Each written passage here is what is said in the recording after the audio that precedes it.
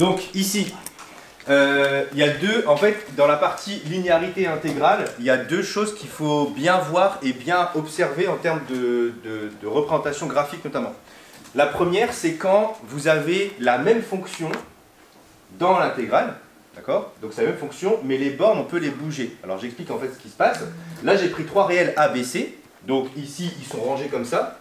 Petit a est plus petit que petit b, petit c. Donc il faut imaginer qu'ils sont par exemple comme ça. Hop. Et je suis en train de regarder l'aire entre A et C. Donc là, je vais dessiner une fonction f au pif. Hein. Donc je vais faire mes... Pareil, je vais refaire mes barres comme ça là, pour voir un petit peu ce que ça donne. Hop. Et je dessine une fonction f au pif entre A et C. Voilà. Fonction f.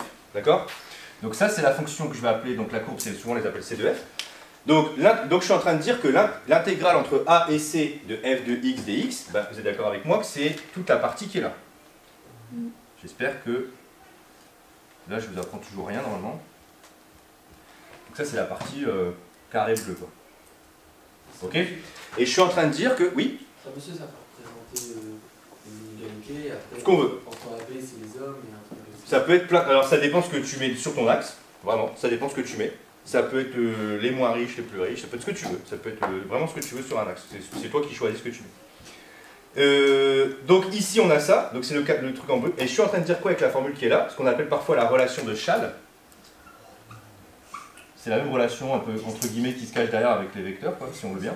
Donc la relation de Schall, elle est en train de dire que l'intégrale entre A et C de f, bah, c'est tout simplement l'intégrale entre A et B de f plus l'intégrale entre B et C de f. Je suis en train de dire que l'aire en bleu qui est là, bah, c'est... L'aire de A entre A et B, c'est ça. L'aire entre A entre exactement. B et C. L'aire en vert qui est ici, plus l'aire en rouge qui est là.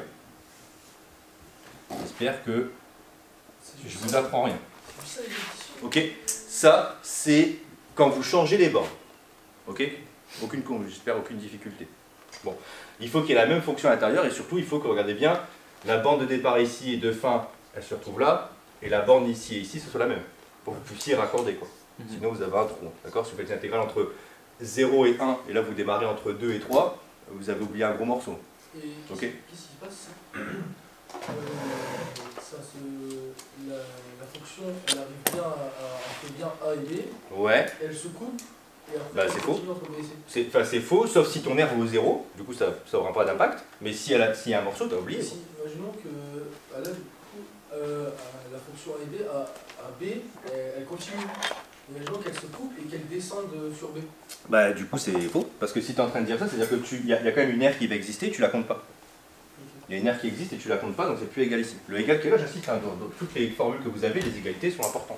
Et l'air au-dessus de la courbe, c'est l'infini. On s'en fout, ouais, ça ne nous intéresse pas en général. C'est plutôt les aires qui sont entre l'axe qui est là et là qui nous intéressent.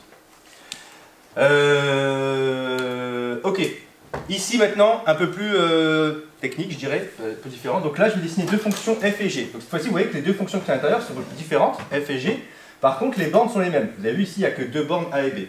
Donc, je vais vous tracer une fonction f comme ça. Bah là, on va retrouver le b-a et tout. Non, même pas. Vous allez voir, c'est pas...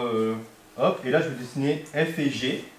Alors, je fais volontairement une fonction f plus petit que g, mais on n'est pas obligé, d'accord? C'est juste pour faciliter mon dessin, sinon je vais être un peu dans la merde pour le dessiner. Hop.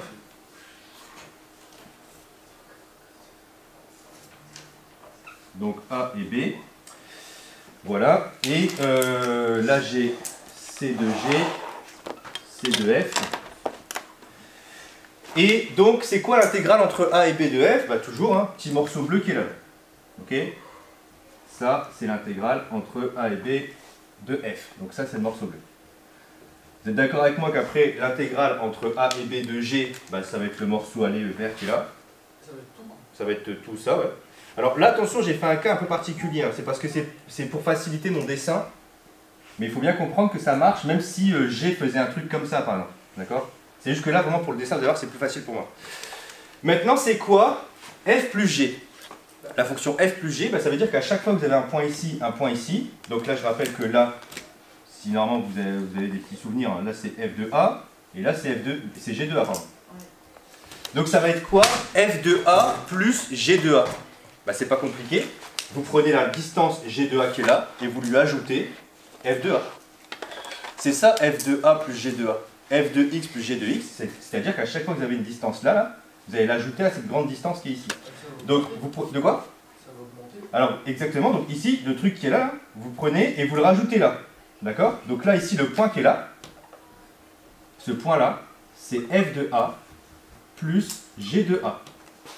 D'accord? Et vous devez faire ça à chaque fois pour tous les points qu'il y a ici avec ici. Donc, je vais en dessiner un autre pour que vous voyez un petit peu. À cette distance-là, là, la distance qui est là, je dois lui ajouter le morceau qui est là. Donc, je vais le faire par exemple ici. Donc, excusez-moi, je vais reprendre. Hop, j'ajoute ça. Donc là, le point qui est là, c'est la distance, c'est ça plus ça. Donc, c'est F de X plus G de X. D'accord? J'espère que vous comprenez bien. Pour avoir F de X plus G de X, il faut juste à chaque fois que là, comme celle-là, elle est au-dessus, donc c'est facile, j'ai juste à rajouter la distance qui est là à chaque fois au-dessus du même point. Donc, je vais le faire ici, par exemple là. Donc, j'ajoute ça juste au-dessus. Ici, je suis là. Je vais vraiment faire un truc dégueulasse, hein, désolé, mais je ne peux pas faire mieux que ça. Pour mieux le voir, il faudrait que je prenne un logiciel de... On compte pas. Hop. Non, non. Il faudrait que je prenne un logiciel de genre GeoGebra, quoi, pour mieux le voir. Hop. Je vais le faire, allez, je vais faire un dernier point ici rapidement. Hop. Voilà. Donc, j'espère que vous me croyez si ça donnera pour un truc comme ça. Ça, c'est C de F plus G. Et en fait, ce qui est en train de vous dire, la formule qui est là, c'est que l'air en vert plus l'air en bleu, c'est l'air en rouge qui est là. Pourquoi c'est une évidence? Parce qu'en fait, si vous regardez bien, à chaque endroit là, ici, comme à chaque distance qui est là, enfin à chaque point qui est là, j'ai rajouté au-dessus, bah, j'ai bien rajouté tout le bloc qui est là, au-dessus. Donc je suis bien en train de dire que l'intégrale de F plus l'intégrale de G séparément, vert et bleu, ça donnera le truc en rouge. C'est un peu plus dur peut-être à voir que ça c'est plus facile, parce que là on a juste à casser ça. Là en fait votre cassage, il est dans un axe, vous n'avez pas l'habitude de le voir, il est dans cet axe-là. C'est ici que ça se casse en fait pour vous. Vous êtes en train de dire que F plus G, c'est F plus G. Là, vous savez carrément qu'on a cassé ici. On a cassé sur cet axe-là. Là, on casse sur l'axe qui est là. C'est un truc que vous avez moins l'habitude de voir, en fait. De casser dans cet axe-là. D'ailleurs, il y a une autre intégrale qui existe, ce qu'on appelle une autre mesure, où on peut intégrer comme ça. Un peu plus conceptuel aussi, mais voilà. Ouais. Mais du coup, ça veut dire que la courbe G, F de A plus G de A... Alors ça, c'est un point, la courbe F plus G, ouais. Elle est forcément inverse que la courbe F. Inverse? Bah, par exemple, si on avait mis une courbe F qui décroît, ouais. et une courbe Y lambda, ouais. ça veut dire que si on doit revenir en fonction, si on est descendant comme ça, si on doit faire ouais, je vois à peu près, ouais. et ben, l'autre elle sera croissante. Alors pas sûr, parce que ça dépend vraiment ce que vos F et G en fait, ça dépend vraiment. Bon, je t'illustre ça sur un truc dynamique si tu veux, sur un GeoGebra, c'est plus simple à voir. Donc c'est bon pour ça, là, pour un petit peu visualiser. Celui-là un peu plus technique à voir, mais comprenez juste qu'en fait, quand vous avez une addition de deux intégrales, si les bornes sont les mêmes, vous pouvez mettre les deux fonctions dans l'intégrale. Et du coup, ça marche aussi dans l'autre sens. Si vous avez une addition là, vous pouvez casser votre intégrale en deux. Ok? Donc merci, c'est effectivement une bonne remarque, je vais quand même avoir pensé à faire ce dessin-là.